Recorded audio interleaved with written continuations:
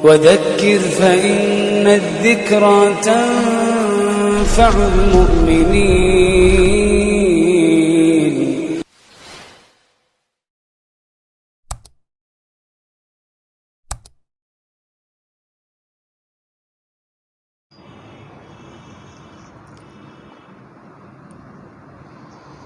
الحمدللہ والصلاة والسلام علی رسول اللہ. آج کی تراویح میں قرآن شریف کا جو حصہ تلاوت کیا گیا، ابتدا تو اس کے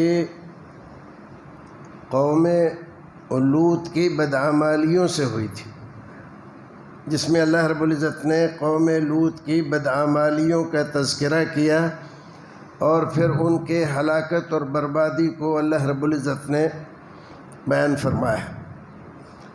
اس کے بعد بڑا حصہ آج کی تراویح کا حضرت موسیٰ علیہ السلام اور ان کی قوم فرعون اور اس کے ظلم و جبر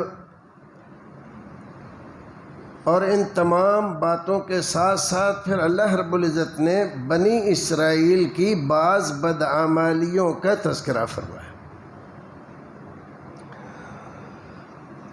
تو ان میں سے کیا بیان کیا جائے اور کیا چھوڑا جائے؟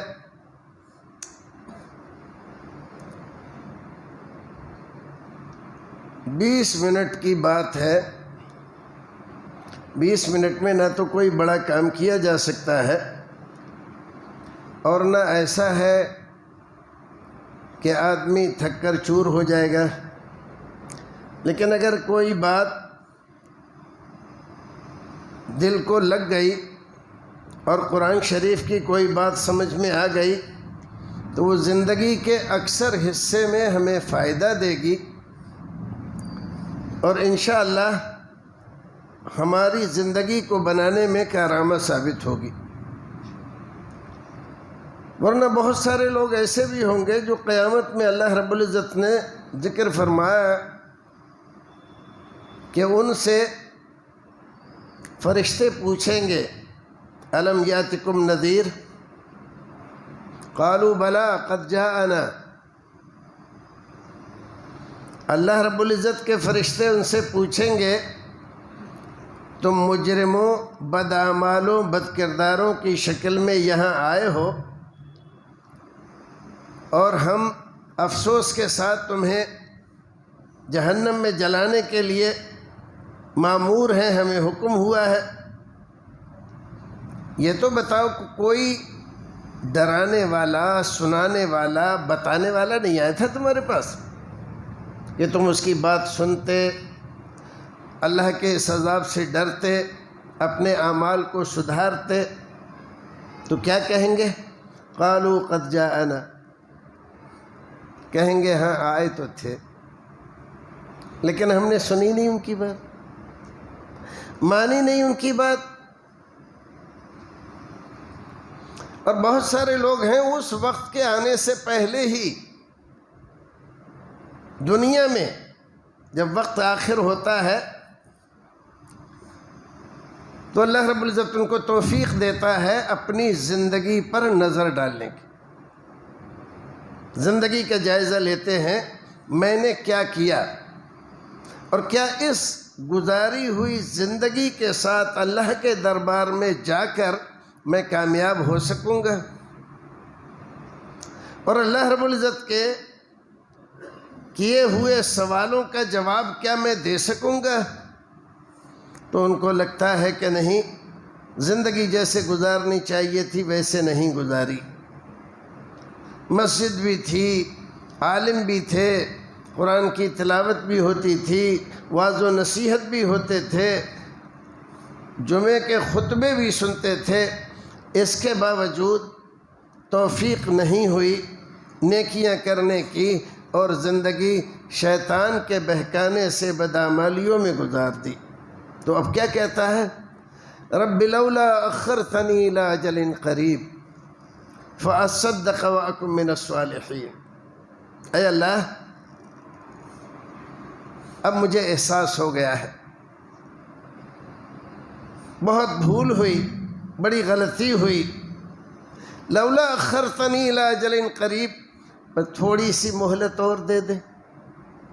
اتنی لمبی زندگی تو میں نے گزاری 60-70 سال کی، لیکن اے میرے رب مجھے تھوڑی سی زندگی اور دے دے. تو اللہ رب العزت پوچھتا ہے کیا کرے گا مہلت لے کے؟ اتنی لمبی عمر دی تجھ کو، کتنی بار بیمار پڑا، تو نے توبہ اللہ کی، ہم نے تجھے شفا دے دی، پھر سے چلنے پھرنے لگا، کاروبار کرنے لگا، کچھ دن تو مسجد میں نظر آیا، پھر اس کے بعد بھاگ کھڑا ہوا. اب مہلت مانگ رہا ہے، اب کیا کرے گا مہلت مانگ کے؟ اتنی لمبی عمر کافی نہیں تھی کیا؟ تو کیا کہہ رہا ہے؟ فَأَصَّدَّقَ وَأَكُن مِّنَ الصَّالِحِينَ. اے اللہ جو کچھ کمایا ہے نا سب تیرے راستے میں صدقہ کر دوں گا، اور میں تیرے پاس نیک بن کر آنا چاہتا ہوں. میرے رب مجھے مہلت دے دے. رو رہا ہے، گڑ گڑا رہا ہے، افسوس کر رہا ہے، اور اس کے سامنے آنے والی منزل ہے قبر کی تاریکیاں، تنہائیاں، وہاں کی گھٹن، فرشتوں کا سوال جواب، پھر ان کے گرز مارنے کے ہولناک حادثات. یہ سب سوچ رہا ہے اور کانپ رہا ہے، اور کہہ رہا رب لولا اخرتنی الی اجل قریب. میرے رب بس تھوڑی سی مہلت دے دے. تو جواب کیا مل رہا ہے؟ کلا انہا کلمۃ ہوا قائلھا. نہیں، اب مہلت نہیں ملے گی. اور یہ جو بات تو کہہ رہا ہے نا، یہ بات تو نے کئی بار کہی. جب سخت بیمار ہو گیا، بچنے کی امید نہیں رہی، تو نے دعا کی کہ اللہ بس اس بار مجھے بچا لے. اب میں نیک بن کے زندہ رہوں گا، مسجد کو بھی جاؤں گا، دین کا بھی خیال رکھوں گا، صدقہ خیرات بھی کروں گا، بدعمالیاں چھوڑ دوں گا، نیکیاں کروں گا. اور ہم نے تیری دعا قبول کر لی. بہت پیسہ، بڑے بڑے ڈاکٹر لگائے اور کوئی فائدہ نہیں ہوا، اور ایک آدمی کے ذرا سے نسخے سے، ایک ٹیبلیٹ سے ہم نے تجھے شفا دے دی. شفا تو اللہ کے ہاتھ میں ہے، وہ ٹیبلیٹ تھوڑی دیتی، نہ کیپسول، نہ انجیکشن، کوئی شفا نہیں دیتا. شفا اللہ دیتا ہے. وَإِذَا مَرِضْتُ فَهُوَ يَشْفِينِ. جب میں بیمار ہوتا ہوں تو شفا اللہ دیتا. تو ایک ٹیبلیٹ سے تجھے پھر سے کھڑا کر دیا، بہانہ بنا دیا ٹیبلیٹ کو. پھر کچھ دن تو آتا رہا مسجد میں، نیک کام بھی کرتا رہا، برائیوں سے بچتا رہا. پھر اس کے بعد وہی رفتار بے ڈھنگی جو پہلے تھی سو اب بھی ہے. پھر وہیں پہنچ گیا. چور چوری سے جائے، ہیرا پھیری سے نہ جائے. وہ معاملہ ہمارا ہو رہا ہے. تو ہمیں بھی اللہ رب العزت اپنی رحمتوں میں، اس مبارک مہینے میں، رحمتوں بھرے مہینے میں، اللہ رب العزت اپنی رحمتوں میں ڈھانپے اور ہمیں توفیق عطا فرمائے، ہمارے دل کی دنیا میں انقلاب پیدا کرے اور اس کو بدل دے کہ نیکیوں سے ہمیں الفت اور محبت ہو جائے. بہرحال تو میں نے ذکر کیا کہ آج کی تراویح میں بہت ساری چیزوں کا تذکرہ کیا. حضرت موسیٰ علیہ السلام کی لاٹھی کا اژدہا بن جانا، بڑے بڑے جادوگروں سے مقابلہ ہونا، جادوگروں کا ہار جانا، پھر ان کا مسلمان ہو جانا، یہ ساری چیزیں بیان کی. لیکن ان تمام کو چھوڑ کر مناسبت کے اعتبار سے اس واقعے کو ذکر کرتے ہیں کہ بنی اسرائیل کا ایک گروپ بہت بڑا ایک بستی میں رہتا تھا، اور وہ بستی دریا کے کنارے تھی، اور ان لوگوں کا اصل کام مچھلی مارنا اور بیچنا تھا. مچھوارے تھے. اللہ رب العزت نے ان کو آزمائش میں ڈال دیا. آزمائش میں کیسی؟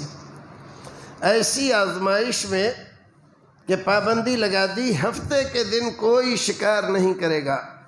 نبی نے اعلان کر دیا ہفتے کے دن کوئی شکار نہیں کرے گا. ٹھیک ہے، رک گئے سارے لوگ۔ لیکن اب کیا ہو رہا ہے؟ یہ ہو رہا ہے اتوار کو، پیر کو، منگل کو جال ڈالتے ہیں، بنشی ڈالتے ہیں، دریا میں جاتے ہیں دور تک، ایسا لگتا ہے کہ مچھلی سب ختم ہو گئی ہے۔ پورا جال 2-4 مچھلی اس میں آ رہی ہے، لیکن ہفتے کے دن وہاں پر بیٹھے ہوئے ہیں کنارے تو سامنے اچھل رہی ہیں، کود رہی ہیں مچھلیاں۔ کیا کریں؟ ہفتے کے دن اتنی مچھلی آتی ہے، کہاں سے آتی ہے؟ اور اتوار پیر کو کہاں چلی جاتی ہے؟ کچھ دن تو صبر کرتے رہے کہ اللہ تعالیٰ نے منع کیا ہے، مومن تھے، مسلمان تھے، اللہ نے منع کیا ہے لہذا نہیں کریں گے شکار۔ لیکن تمام امتوں میں یہ برائی یکساں طور پر رہی ہے، ہیلے کی، بہانے کی، دھوکے کی۔ ان لوگوں میں بھی پیدا ہوئی تو انہوں نے کیا کیا، جب پانی چڑھتا تھا، جوار بھاٹا اگر آپ سمجھتے ہو تو سمندر میں جوار بھاٹا آتا ہے، جوار کہتے ہیں سمندر کے چڑھنے کو، اور پھر اترنے کو بھاٹا کہتے ہیں۔ تو جب سمندر چڑھتا تھا تو جو اس سے ملی ہوئی نہریں، ندیاں، نالیاں ہوتی ہیں، ان تمام میں مچھلیاں آ کے بھر جاتی تھیں ہفتے کے دن، اور پھر جب وہ اترتا تھا تو ساری مچھلیاں پھر سے سمندر میں چلی جاتی تھیں، اور یہ ہفتے کے دن بہت آتی تھی۔ اتوار پیر میں تو جوار بھاٹا تو ہوتا رہتا ہے، اور ان تمام کا تعلق کس سے ہے؟ چاند سے۔ آپ لوگ جانتے ہیں نہیں جانتے ہیں، ان تمام کا تعلق کائے سے ہے؟ چاند سے۔ آپ سمندر میں جانتے ہیں کہ طغیانی آتی ہے، بڑھتا ہے سمندر، تو پہلی تاریخ کو سب سے شانت ہوتا ہے، دوسری کو تھوڑا بڑھتا ہے، تیسری کو اور یہاں تک کہ بڑے بڑے جو طوفان آتے ہیں، بڑے بڑے جو جہاز غرقاب ہوتے ہیں سمندروں میں، بڑے بڑے جو حادثے ہوتے ہیں، وہ ہوتے ہیں 13، 14، 15 تاریخ مہینے کی۔ آپ تاریخ پڑھ کے دیکھو، کیوں؟ اس لیے کہ سب سے بڑے سمندر کے اندر طغیانی کے واقعات، طوفان کے واقعات ان تاریخوں میں ہوتے ہیں، کیونکہ چاند پورا ہوتا ہے۔ اور جیسے جیسے چاند پھر گھٹنا شروع ہوتا ہے، ویسے ہی سمندر اترنا شروع ہوتا ہے۔ اور یہ سمندر یہ چاند جہاں پر ہے اس وقت فضا میں، اگر اس کو اللہ رب العزت تھوڑا سا نیچے کر دے نا تو ہم لوگ یہاں بیٹھ نہیں سکتے، دنیا میں کوئی نہیں بچے گا، سب غرقاب ہو جائے گا۔ اتنا زبردست تعلق اللہ رب العزت نے ان سمندروں سے، اس چاند کا رکھا ہے۔ درمیان میں کوئی چیز ہے کیا؟ دکھائی دیتی ہے؟ کچھ بھی نہیں، لیکن اللہ رب العزت کا کام ہے، اس کی حکمت ہے، اس کو اس سے باندھ دیا ہے۔ اب یہ لوگ بیچارے کیا کریں، بہت پریشان۔ تو انہوں نے کیا کیا کہ جمعرات کو، جمعے کو بندے باندھنے شروع کیے کہ جب پانی بڑھے گا تو مچھلیاں آئیں گی، اور جب گھٹے گا تو مچھلیاں ان میں پھنس جائیں گی، پانی تو نکل جائے گا اور مچھلیاں ادھر پھنس جائیں گی۔ تو ہفتے کو شکار نہیں کریں گے، منع کیا نا اللہ تعالیٰ نے، ہفتے کو شکار نہیں کرنا ہے، اتوار کو کر لیں گے، کیونکہ وہ پھنسی ہوئی مچھلیاں رہیں گی۔ اب یہی کرنا انہوں نے شروع کیا، تو قوم میں تین طرح کے لوگ ہو گئے۔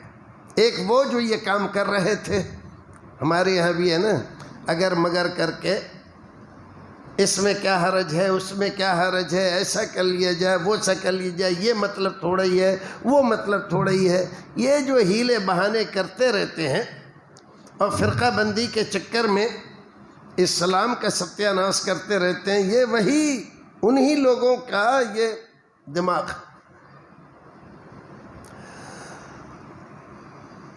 تو ایک طبقہ تو ایسا تھا جو شکار کرتا تھا، بند باندھتا تھا.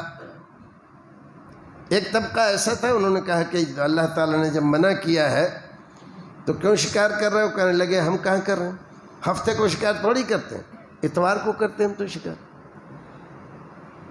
کہا اللہ رب العزت کا مقصد تو وہی تھا کہ اس دن میں شکار نہ کرو، تو اس دن میں پھنساؤ بھی مت. کہنے لگے بھائی اس میں کیا حرج ہے، اس کا کوئی منع کیا ہے؟ جمعے کو پھنسانے کو منع کیا ہے کیا؟ نہیں کیا ہے. تو جیسے آج کل لوگ پوچھتے ہیں نا یہ منع ہے کیا، اس سے منع کیا ہے. چادر چڑھانا کہیں منع ہے؟ قرآن میں لکھا ہے؟ حدیث میں ہے کہیں کہ چادر میں چڑھاؤ؟ تو حدیث میں قرآن میں چادر چڑھانے کا لفظ تو نہیں ہے، لیکن قبروں کو سجدہ گاہ بنانے سے منع کیا ہے نا. تو سجدہ گاہ تو تبھی بنتی ہے جب یہ سارے کام کیے جاتے ہیں. تو یہ گروہ ان کو منع کرنے لگا،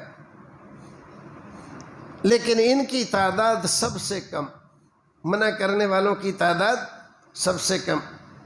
تو ایک گروہ یہ حرکت کر رہا ہے، اللہ رب العزت کے فرمان کی مخالفت کر رہا ہے ہیلے بہانے سے، ڈائریکٹ نہیں. یہ نہیں کہہ رہا ہے کہ ہم تو کریں گے، ایسا نہیں کہہ رہا ہے. جمعے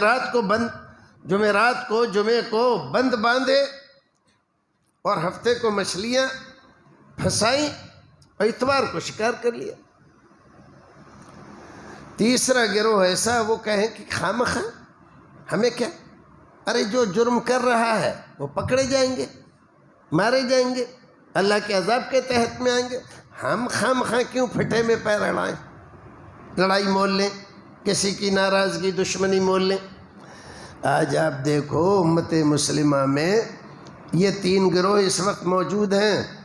امت مسلمہ کی بات کر رہا ہوں، آپ کے اندر یہ تینوں گروہ موجود ہیں، آپ کی جماعت میں تینوں گروہ موجود ہیں. ایک گروہ برائی سے روک رہا ہے، ٹوک رہا ہے، اس سے منع کر رہا ہے. دوسرے لوگ کہتے خامخواہ یہ پنگے لیتے رہتے ہیں، کیا ضرورت ہے ہمیں بدعت کی مخالفت کرنے، شرک کی مخالفت کرنے، ان تمام چیزوں کی ہمیں کیا ضرورت ہے؟ بھئی ہم سیدھے سادھے نماز پڑھیں، ہم نماز پڑھ رہے ہیں نا، کہاں پڑھ رہے ہیں، بس ٹھیک ہے. بھئی اپنے آپ کو دیکھو، کیا کہتے ہیں لوگ، اپنے آپ کو دیکھو، دوسروں کی کیا پڑی ہے تمہیں؟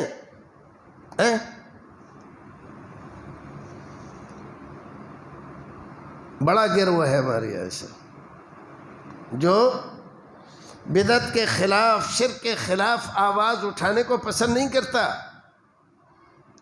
چین کی آرام کی گزر رہی ہے نا، رشتہ داریاں بھی ہو رہی ہیں برادری واد کے چکر میں، اور ویسے چکر میں ویسے تو بڑے اہل حدیث بنے پھر رہے ہیں، اور بدعتیوں میں، مشرکوں میں اپنی بیٹیاں دے رہے ہیں